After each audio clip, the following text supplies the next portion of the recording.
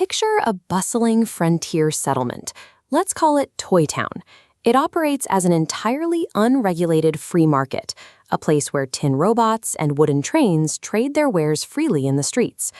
Normally, this setup works beautifully. Adam Smith's invisible hand guides the action, efficiently matching up supply and demand so that buyers and sellers get exactly what they need, exactly when they need it, at the lowest possible cost. But take a closer look. The streets are choked with trash, the infrastructure is crumbling, and over in the corner, one giant toy is hoarding the town's entire supply of batteries.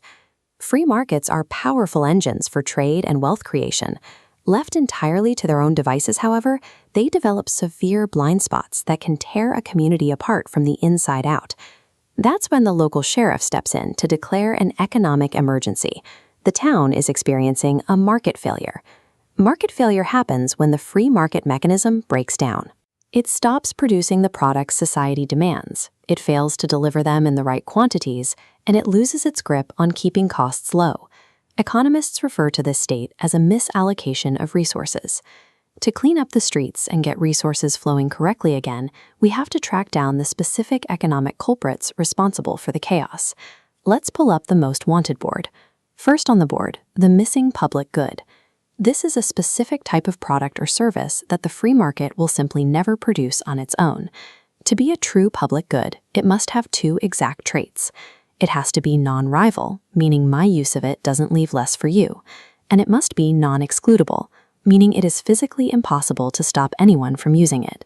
Take a look at this massive storm surge barrier in the Netherlands. It's a textbook public good. Because nobody living behind it can be excluded from protection, you hit the free rider problem. Everyone waits for someone else to foot the bill. Without a central authority to step in, collect taxes, and force collective payment, private companies will never build it. The town is left entirely vulnerable to the flood. Our next culprit relies on an accounting error. It exploits the gap between the calculations made by individuals and the actual consequences felt by the community. The inner blue circle represents private costs, financial impacts felt by buyer and seller. The striped ring represents external costs, uncounted side effects dumped onto third parties. The outer edge is the social cost, the true total impact on society. Because free market participants only ever look at their own inner blue circle, the market remains mathematically blind to the heavy toll it takes on everyone else. This blindness creates two very different troublemakers. The first is the merit good. These are products that carry positive external benefits, but consumers undervalue them because they lack perfect information about how helpful they really are. This historical photograph shows children lining up for the polio vaccine in the 1950s. Healthcare is a classic merit good.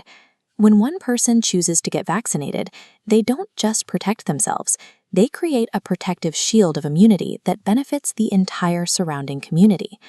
Because the market ignores those extra external benefits, people won't buy enough of it.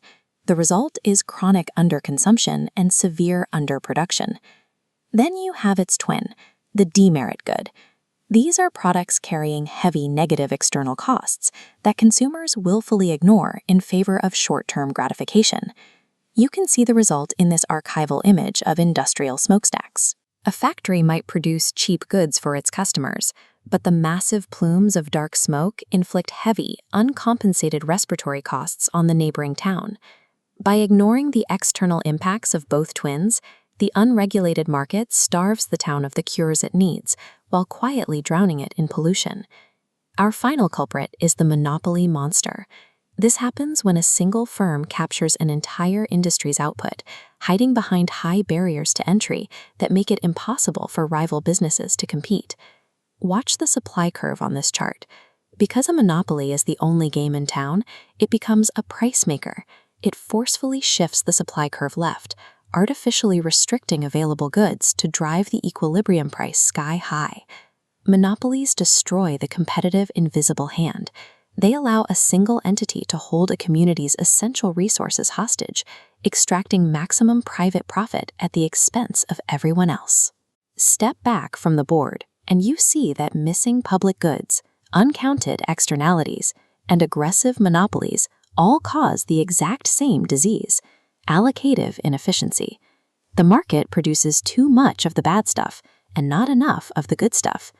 The free market doesn't possess the internal mechanics to fix these blind spots on its own.